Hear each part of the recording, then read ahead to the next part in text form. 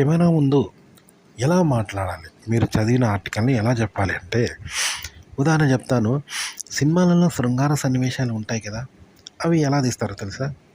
చాలామంది అనుకుంటారు నిజంగానే శృంగారంలో పాల్గొంటారేమో, శృంగార సన్నివేశాలు చేయడం చాలా ఈజీ, ఏముంది మన భార్యతోనో వేశ్యతోనో నిజంగా మనం శృంగారంలో పాల్గొంటాడు, కెమెరా పెడితే సరిపోయింది, ఇక శృంగారం చేయడమే గంతే అనుకుంటారు. కానీ కాదు. ఎందుకంటే సినిమాల్లో శృంగారం అనేది 100% ఎక్కడ నిజంగా చేయకూడదు, నిజంగా చేయరు.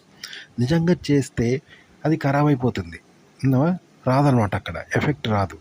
కాబట్టి శృంగారం ఎలా చేస్తారో రియల్గా అనే దాన్ని తీసుకొని దాన్ని కృత్రిమంగా చేస్తూ ఉంటారు అనమాట. నిజంగా శృంగారం చేస్తే ఎలా ఎలా కదులుతూ ఉంటారో, ఎలా ఎలా అవుతూ ఉంటారో, హావభావాలు కృత్రిమంగా చేస్తూ ఉంటారు.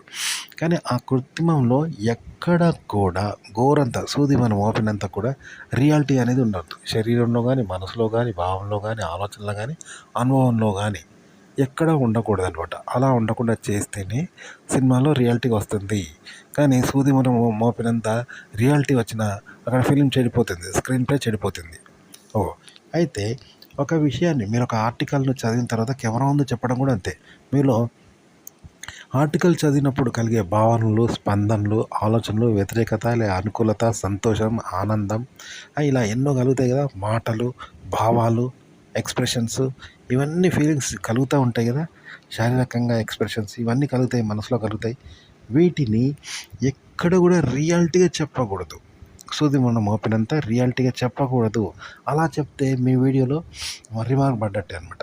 చూపర్లకు అది సరిగ్గా ఉండదు. కాబట్టి సరిగ్గా వాళ్ళకు సేమ్ వినిపించదు, అంటే మీరు చెప్పింది వాళ్ళకు చేరదు.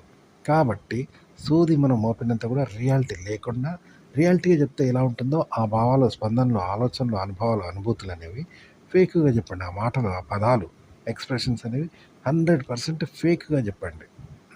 ఎవరైనా చూస్తే నిజంగా చెప్పిన అన్నట్టుగా చూపర్లకు అనిపిస్తుంది అనమాట. మీకు అనిపించకపోయినా, మీరు చెప్పేది ఫేక్ అయినా వాళ్ళకు రియాలిటీగా అనిపిస్తుంది. ఇలా చెప్తే మీరు కనుక రియాలిటీగా చెప్పారనుకో వాళ్ళకు రియాలిటీగా అనిపించదు. కాబట్టి మీరు ఫేక్గా చెప్పాల్సి ఉంటుంది అనమాట. ఆ రియాలిటీనే సేమ్ అలాగే ఫేక్గా చెప్పాలన్నమాట.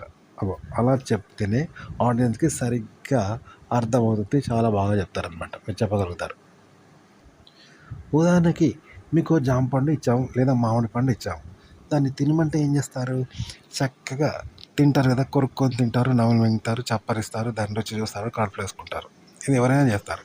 అలా కాకుండా అదే జామ పండును తినాలి, చప్పరించాలి, నమిలి మింగాలి, కొరుక్కు తినాలి, కానీ ఎక్కడ రియాలిటీ ఉండదు. అంటే దాని రుచి చూడము, దాన్ని నిజంగా రుచి చూడొద్దు, దాని తీపిని రుచి చూడొద్దు, దాని స్మెల్ను రుచి చూడొద్దు, చప్పరించకూడదు, అంటే రియల్గా చప్పరించకూడదు, నిజంగా రుచి చూడకూడదు, నిజంగా నమిలి మింగకూడదు. అంతా ఫేక్గా చేయాలన్నమాట. అంటే రియాలిటీ లేకుండా చేయాలి. చేస్తే ఎలా ఉంటుంది? అలా చేయాలన్నమాట. కెమెరా ముందు మాట్లాడడం అంటే అలాంటిదన్నమాట.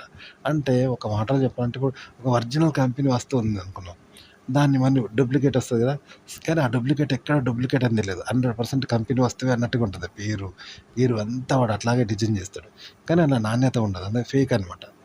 చూసారా, నకిలీ వస్తువులు అంటారు చూసారా, అలా మీరు చెయ్యాలంట. చెప్పేది మీరు రియాల్గా చేస్తే ఆర్టికల్ చదివినప్పుడు స్పందన ఎలా కూడా కలుగుతుందో, దాన్ని ఎలా మాట్లాడతారో, ఎలా చెప్తారో దాన్ని మళ్ళీ మీరు డమ్మీగా చెప్పండి అనమాట. ఎక్కడ రియాలిటీ రాకుండా చెప్పాలి. 100% ఎక్కడ రియాలిటీ రాకుండా 100% ఫేక్గా దాన్ని చెప్పాలి. కానీ చూపర్లకు రియాలిటీ కనిపిస్తుంది, ఎందుకంటే మీరు 100% రియాలిటీ వచ్చేలాగా చెప్తున్నారు, కానీ రియాలిటీ కావద్దనమాట. అలా అయితేనే బాగా వస్తుంది అనమాట, గుర్తుపెట్టుకోండి.